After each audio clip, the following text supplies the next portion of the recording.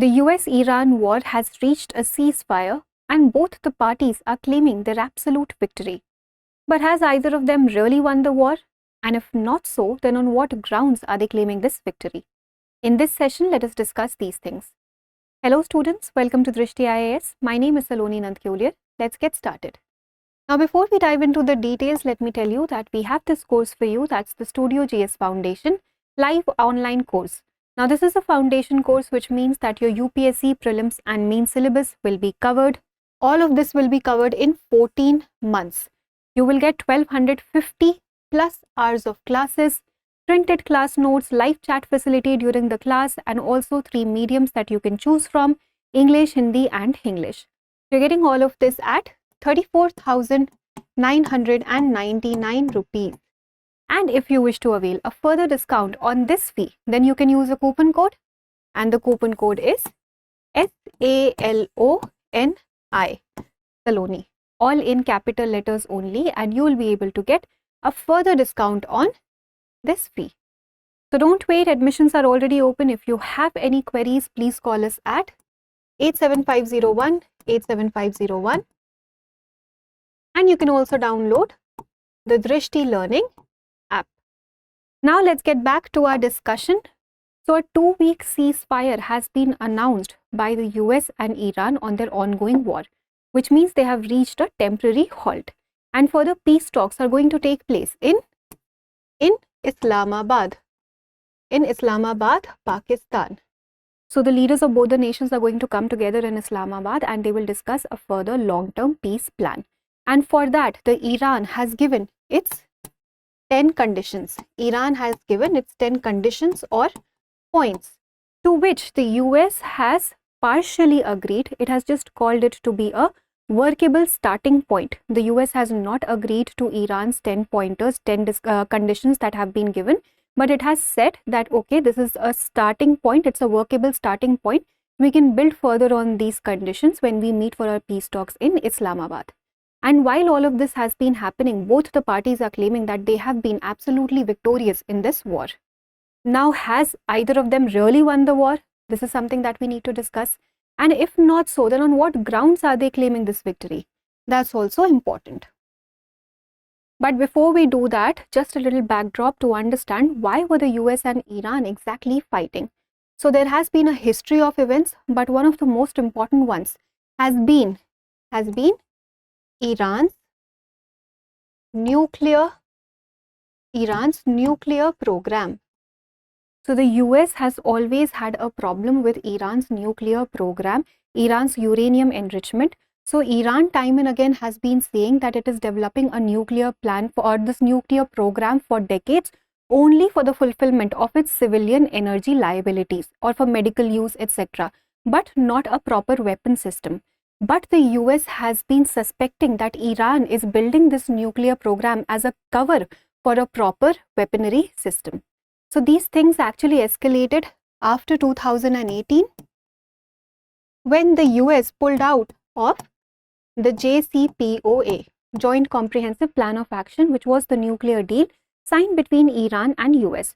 So the US pulled out of it. This agitated Iran. Iran in return started strengthening its uranium enrichment programs, and that was being suspected by the US as a cover for building a proper weaponry system, nuclear weaponry system. But in return, US also placed a lot of sanctions on Iran.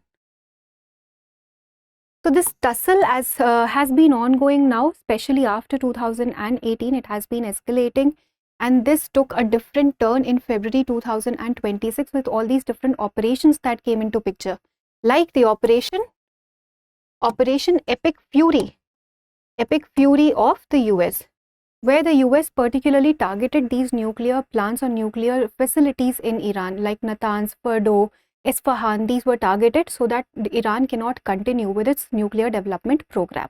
So this has been one of the most important reasons. Other than this, there has been a deep instability in the Middle Eastern region, and Iran has been claimed to bring that instability because it is believed that Iran backs rebel groups like Houthis, Hezbollahs.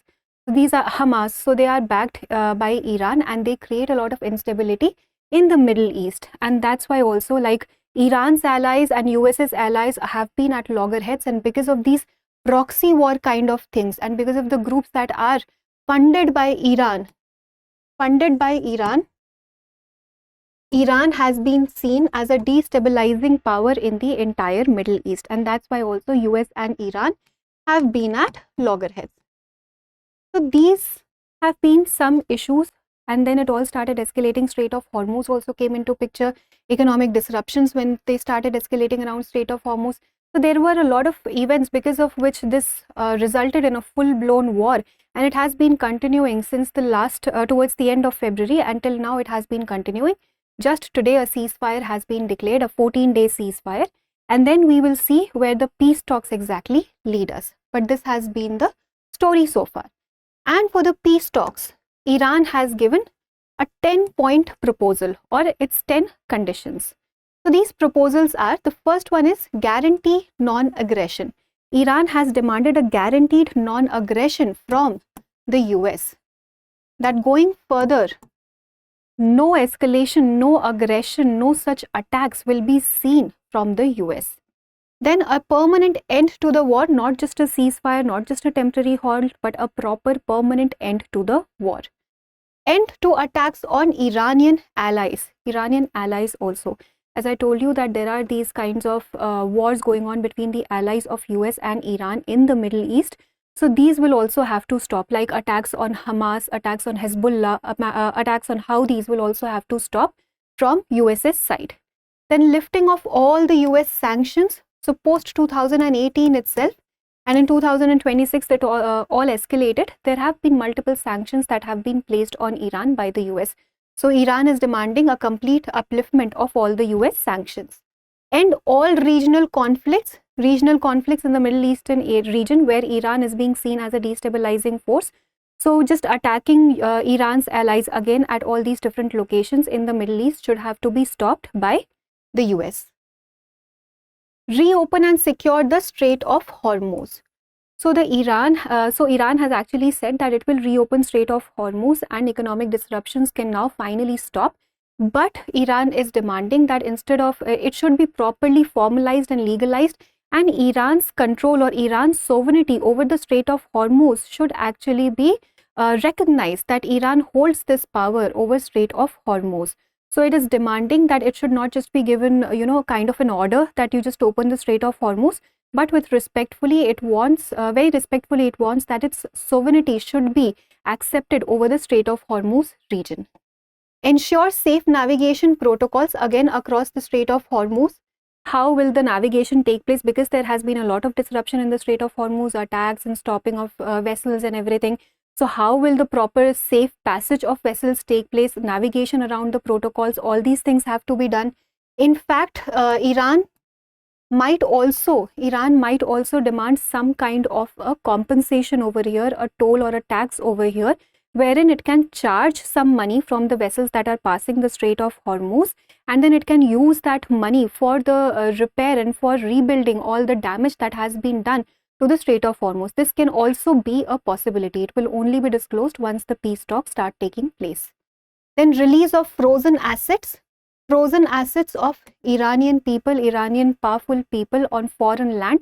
Their assets that have been frozen by the US, they should be released. Full compensation for the damage, all the damage that has been caused to Iranian infrastructure, full compensation for that is being demanded by Iran.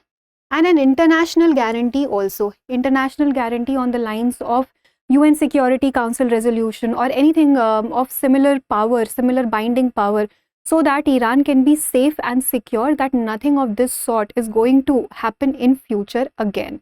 Because a lot of destruction has been seen on both sides, particularly Iran, a lot of destruction has been seen in Iran. So Iran is saying that we want an international guarantee that no such thing is going to happen, a binding guarantee that no such thing is going to happen. Now, if we look at the claims, like who really won? So both the parties here are saying that they won, but did they really win? So the US is saying that they won because they could cause some sort of a damage to the leadership in Iran, like the killing of the supreme leader Ayatollah Khamenei. That was a damage to the leadership of Iran. So they said they could bring some disruption in the leadership of Iran. That's why they are saying, and they could also make Iran reopen the Strait of Hormuz. That these are some of the reasons that US is saying that because of these things, they really won. One, that they could destabilize the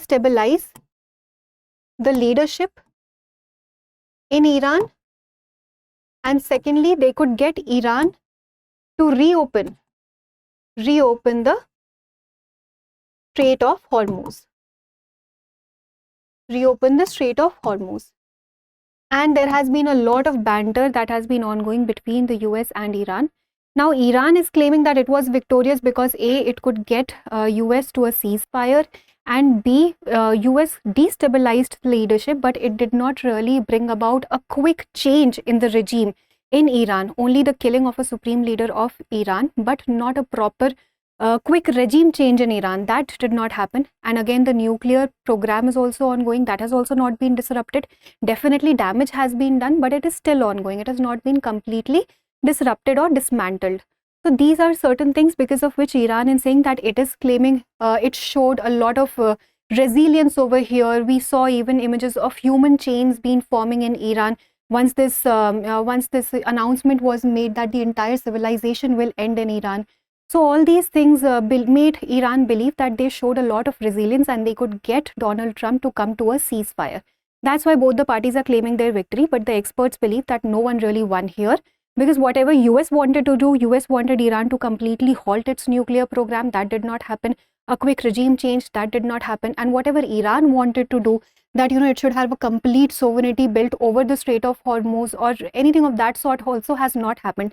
Iran has been showing its resilience, but again, a proper victory cannot be claimed by either of the parties. Now, what happens in the peace talks is something that we'll have to see when they start discussing, both the leaders, when they start discussing these things in Islamabad. So that was all for the discussion. Definitely, there has been a lot of damage that both US and Iran had to face, particularly Iran's infrastructure, civilian lives. A lot of damage has been faced by both the parties.